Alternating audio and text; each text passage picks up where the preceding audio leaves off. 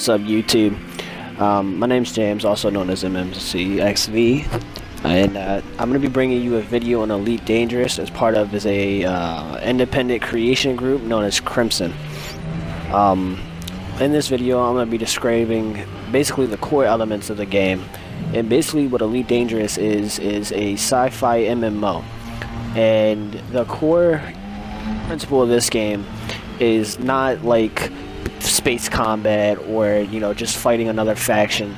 Really, the whole entire gist of this game is for you to get into it and understand it, and it's kind of like you create your own story. Now, the player is restricted to certain things, but I'll get to that in a minute. You're not really restricted as of what you can or cannot do. The only thing that's not really in the game right now is what we, the players of Elite Dangerous, call space lakes. And space lakes are like games like Star Citizen, Space Engineers, or Empyrion Galactic Survival, if you know what it is. So where you can walk around on planets, space stations, and so forth. So let me get into this real quick. This game has what I call a rogue element. The rogue element is the balance and rebuy cost. The balance cost is how much money you have, but this won't be the same for you in the beginning. And then the rebuy cost is if, say, you were to blow up. It does not matter how you blow up in this game. You could be killed, you could crash, whatever it may be. If you don't have the rebuy cost, this is where the rogue gameplay implements, as in the rogue will set you back to the beginning if you do not have another ship or the rebuy cost. It's basically an insurance type thing. Now, when you guys first start out, you're going to start out in a ship called a Sidewinder, and it's basically the first ship in the game. So real quick, let me explain one of the most core values of this game. I did not mean to do that, but anyway, as you've seen back on the UI to my right when it was up, what it was a combat transport and exploration rank, and I believe it has a CQC. So the CQC rank is for a game mode, obviously called CQC. It's basically a PvP based game mode that not really a lot of players play. It has a peak time, and I don't know those peak times because I don't play it. I play in what we call open play. Open play is a PvP based non-private match. There is solo play and there is private groups. Private groups is what it sounds like. It's you against the AI with your friends and whoever you invite, and then solo play is exactly what it is, by yourself. So here we go with the ranks popped up again. This is showing you what's in the game. So it'll go from combat to trade to exploration to CQC. Exploration is for those that want to travel the galaxy, because Elite Dangerous is a very big multiple universe game. You can land on planets, you can visit them if you have the DLC. Otherwise, you can just fly around, and it's very stunningly beautiful to me. The trade rank. Trade as far as cargo, like tea, food. You can transport politicians, slaves, traders, and so forth. Or just simple refugees on the run.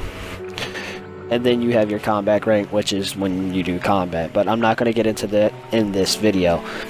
Now, on the right-hand side, what we have is the alleged power.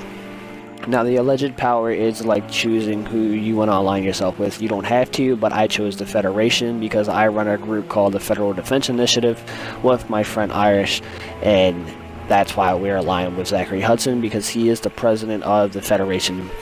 Pretty much, he's the big guy. He's, where you get all your things called merits, or you do data deliveries and stuff for it, and I will also get into those in another video. Now, on the right here, where I'm showing you where superpowers are, that's the three main factions in the game. You have the Federation, the Empire. Empire is like the Mars government, if you will, but they're not really a Mars government. And then Federation is like Earth, and the Alliance is basically where the two factions come together as in a NATO type thing. Now, this is talking about the system I'm in with the independent factions in that system. Some are aligned with Federation, some are mutual. It really depends on the system itself, because there's high risk, low security, high security. It's one of those type of things.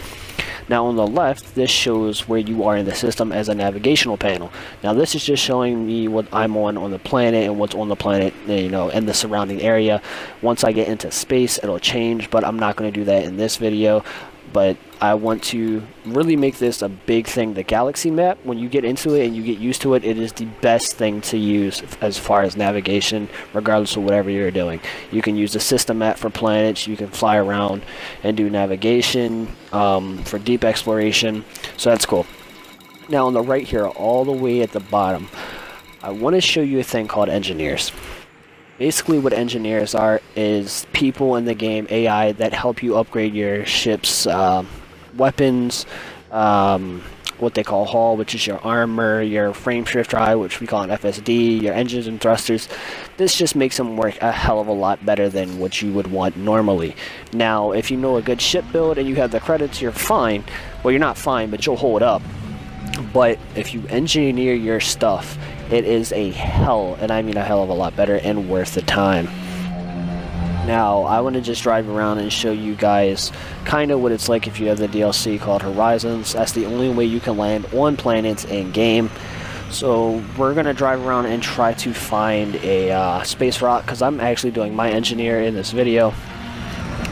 So we're going to try to drive up here somewhere in the surrounding area and look for basically rocks on the planet. It's not like a specific rock.